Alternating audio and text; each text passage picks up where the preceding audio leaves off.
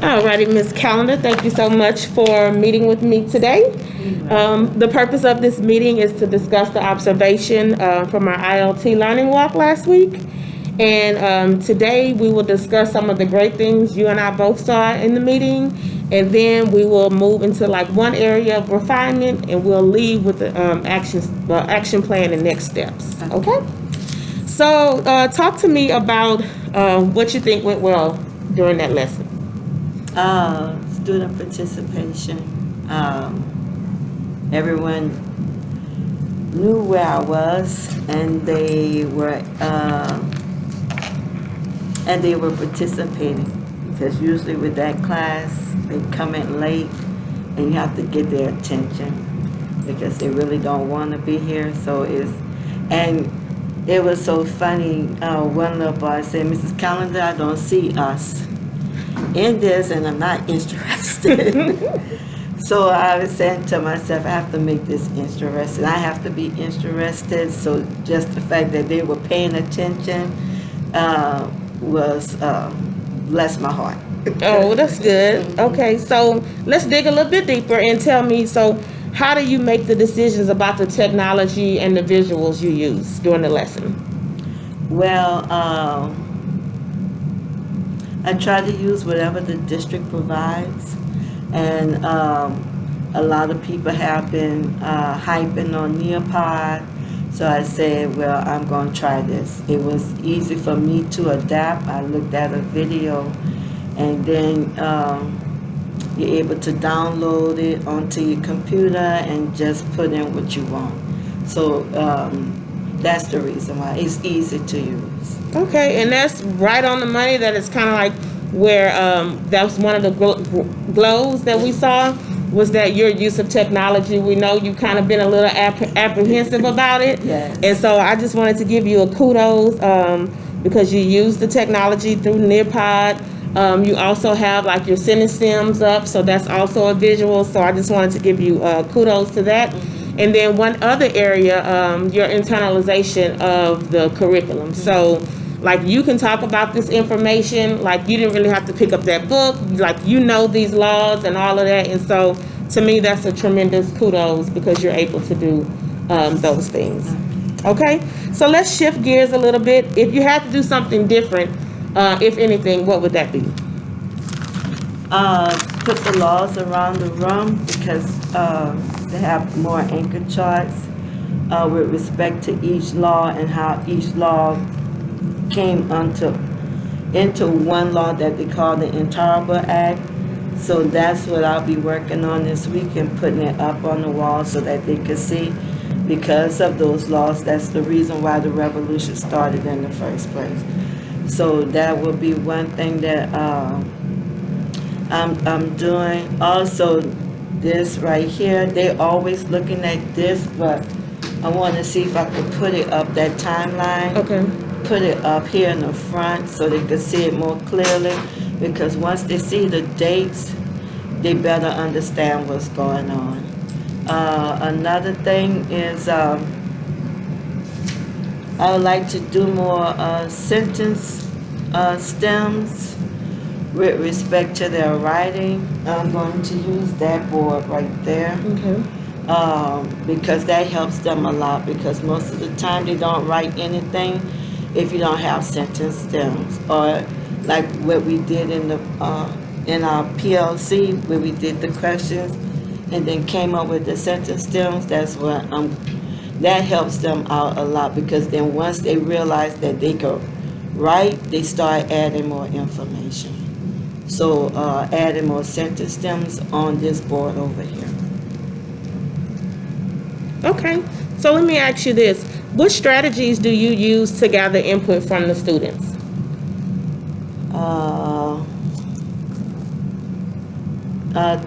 Well, they talk in turn to each other.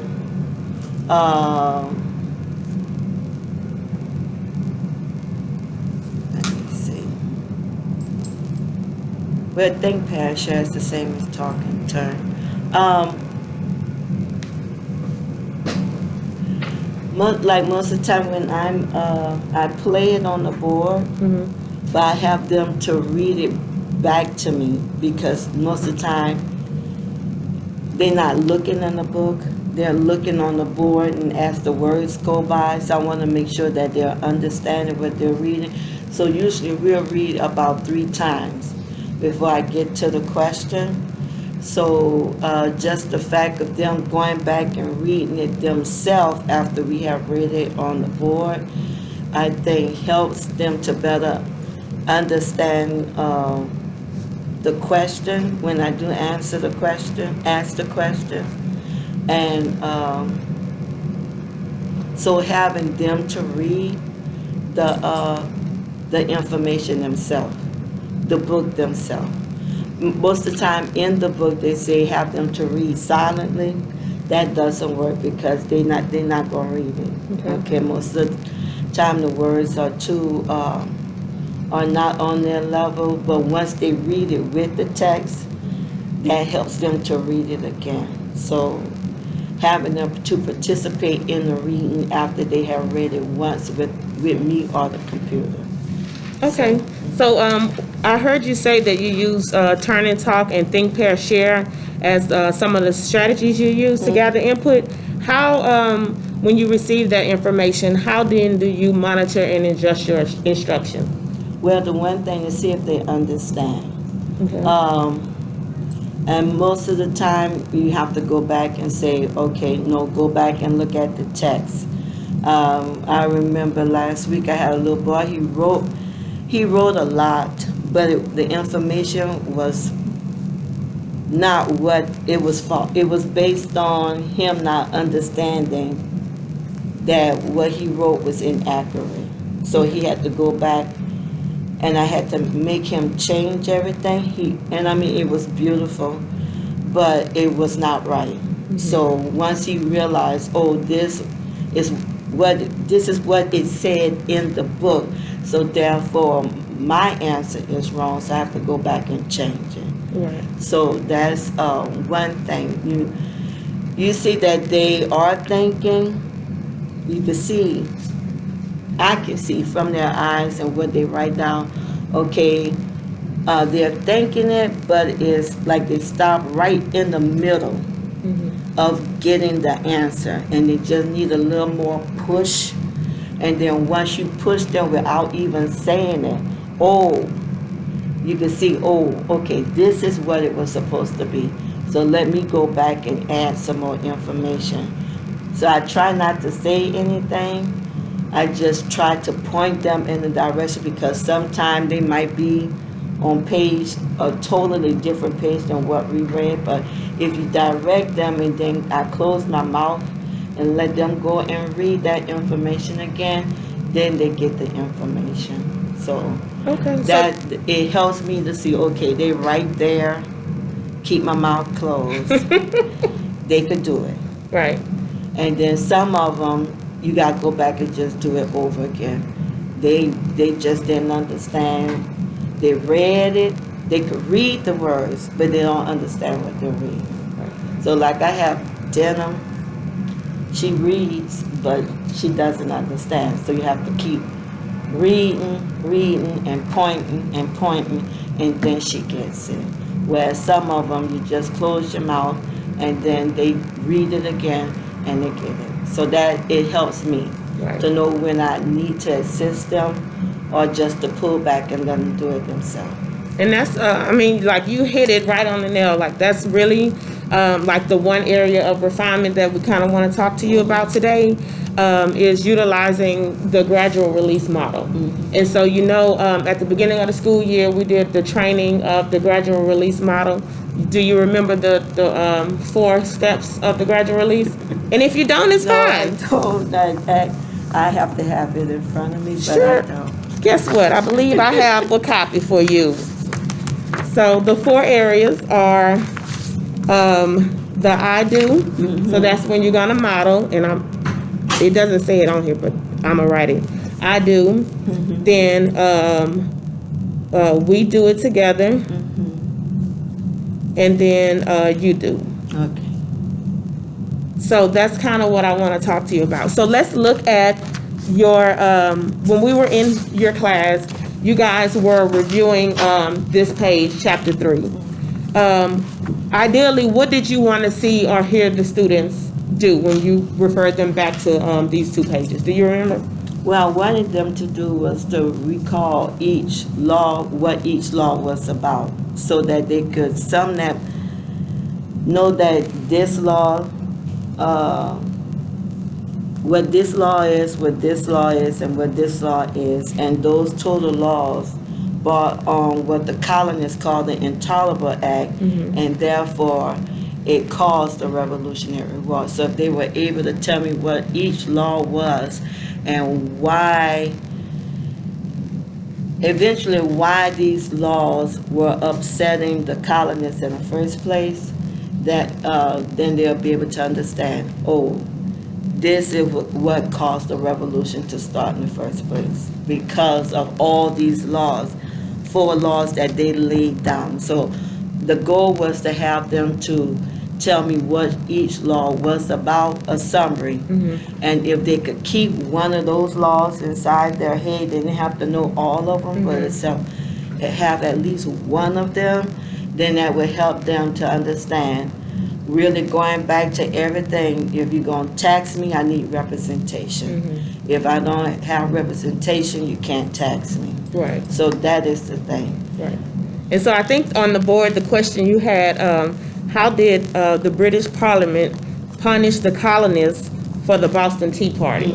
Right. And then so you referred them back to these pages, and they were still kind of having trouble. So what I saw you do was you kind of read the first one, and then you kind of pointed out the Boston Port Act. And then you went to the next page, and you talked about the Massachusetts Government Act, and then you went and you did the 4 paragraphs to make the connection for them about the 4 acts. But what I want to talk about is how can we use the gradual release model in this lesson that we did. Okay. So the I do part, what could you have done using these same pages?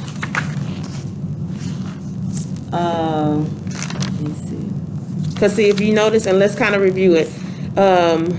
Gradual release, the I do part is you modeling. So the teacher names and defines the strategy through explanation.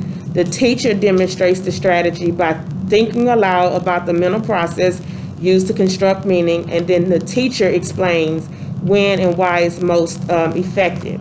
So when you look at this, who's doing most of the work? I am. You as the teacher. And then when you do guided practice, it's the teacher releases some responsibility to the students. So we now bringing in the students, and then the teacher allows students the opportunity to try it as part of the class discussion. Then you move down to the you do portion, and that's when you allow them to do it together. They're practicing, and you can still kind of monitor and listen in. And then the last thing would be them being able to do it on their own. Okay. So when you look at these steps, do you feel that you did these steps when you reviewed this page? I probably was doing too much. And what I could have done, just thinking about it, I could have taken just one of them, just the first one, and did that as my example, and then go to the next act, and we could have done this one, the Massachusetts Government Act, together. And then from there, I could have released them on the Administrative Justice Act, where this one practice with them, this one they do themselves, and if I see that they didn't understand it, then come back and do the Quarterly Act again. Right. So, yeah, I did too much. Right. And that's kind of where when I reviewed your lesson, that was exactly like Miss Callendar was doing a lot of the talking, but the kids really didn't, and so we don't know if they actually was able to internalize this lesson. We know Miss Callendar knows it, but we don't necessarily know that the kids know it. Yeah. So one of the things that as like your next steps is when you know off the top of your head that they may struggle with something, then go into your student edition or your teacher edition and really make, like, this is the part that I could, so you could have easily wrote on here, like, this, I'm going to model myself. I do. Okay. Right? And then you go through it and we do it as a class. Mm-hmm. They can do a partnership here. Mm-hmm. Oh, good. And then they could do independent practice. Okay. And then as you are, like you said, modeling, because the other component, I want to bring this in, is your think aloud, right? So even though you're going to do the I do part, you have to know specifically what you're going to teach them, right? Mm-hmm. And so I have just one more handout for you.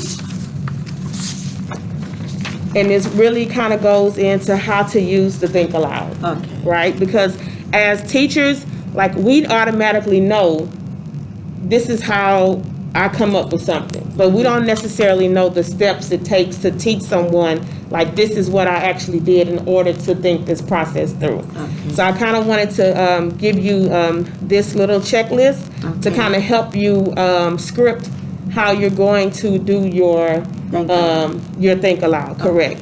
And so it says, begin by modeling the strategy, model your thinking as you read. Do this at points in the text that may be confusing for students. So that tells you automatically that you have to know the content, which you do, right? But you have to kind of think ahead, like, what part do I know they're probably going to struggle with? Okay. And that's the part that I want to be intentional about doing this gradual release model. Alrighty, and then these are the steps. Now, I'm not going to read all of the steps because it's kind of lengthy, but it does give you some questions that you could use in this. Okay. So, would you like to practice one time with me? Yes. Okay. So I want you to maybe in this first paragraph where you do the modeling, practice to me how you would model this to your kiddos. Okay. And I'll give you a few minutes because I know it's kind of on the spot. So.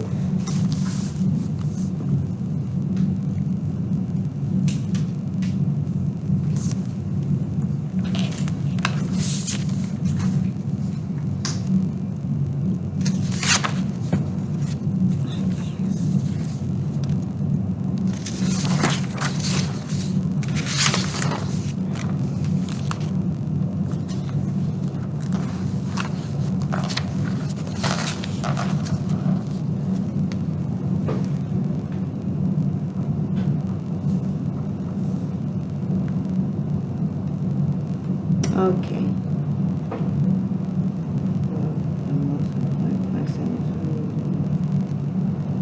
Okay, so remember, class, yesterday when we talked about the Boston Tea Party and how people were upset with respect to the British government, and they say if you purchase tea, you are in support.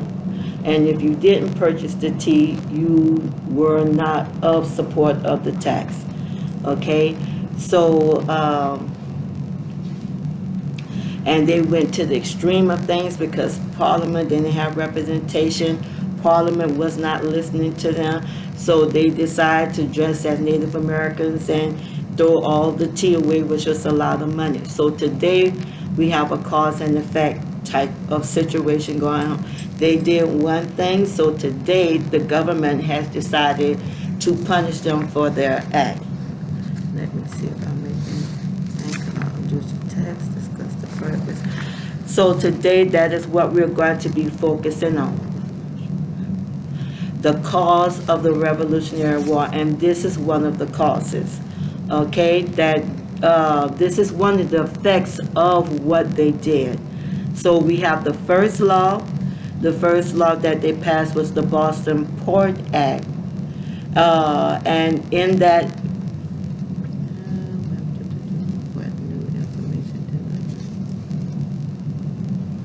so upon reading this information, I learned some new information myself, okay? With respect to what was the Boston Port Act, and why it came to be. And it's because of what they did at the Boston Tea Party.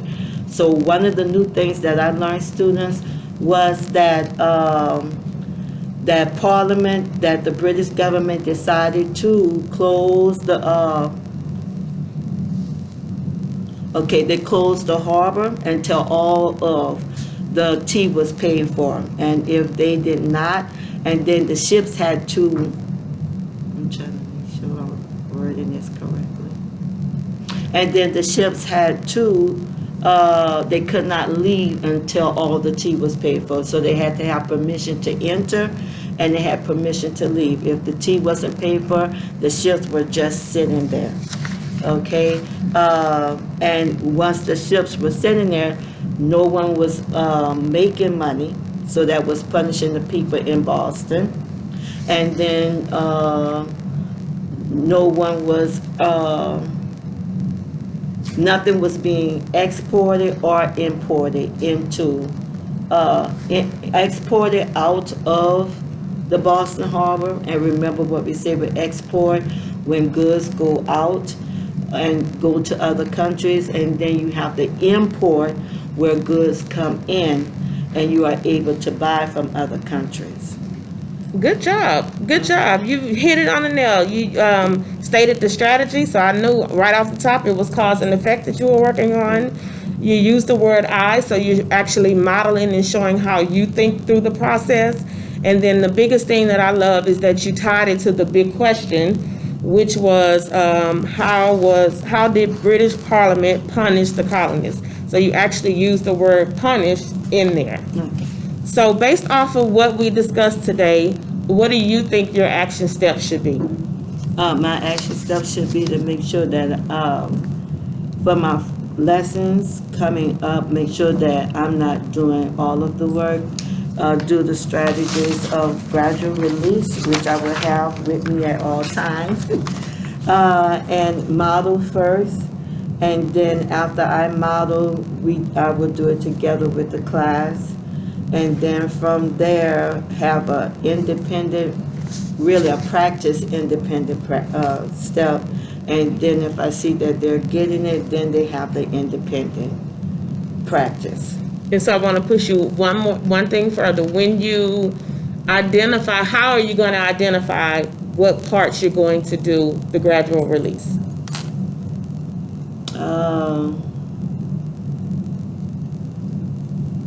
What's the main thing that we did when we got to these pages right here?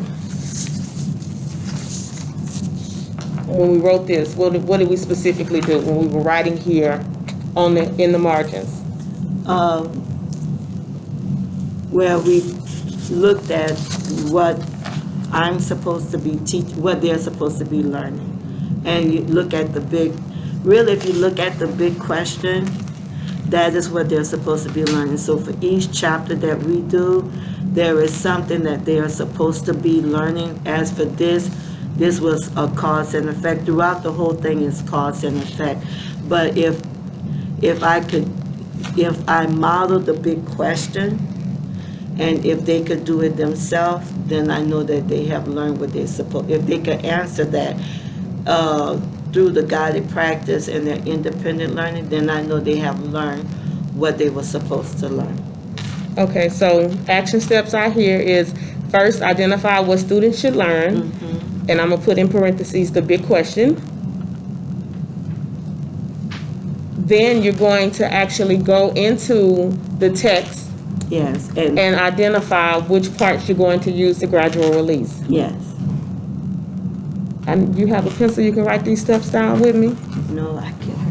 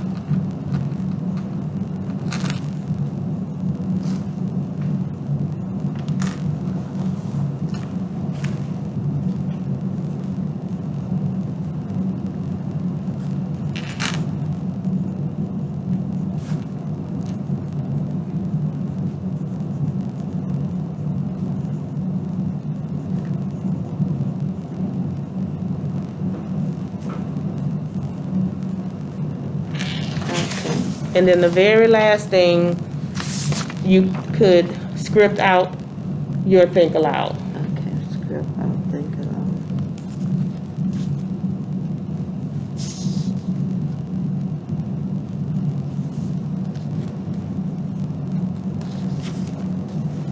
Okay. Alrighty, so we're going to review it one last time. Your action steps are going to be identify the big question Okay. and what the students should learn. They kind of go into, 1 and 2 go together. Okay. Then you're going to go into The text. text, And map it out. map out the Gradual release. the actual gradual release marks. And then the third thing is script out, think aloud. absolutely, you got it. So, based off of our conversation today, what is some of the good things that we saw when we came into your class? The students were participating. I knew what the text was about.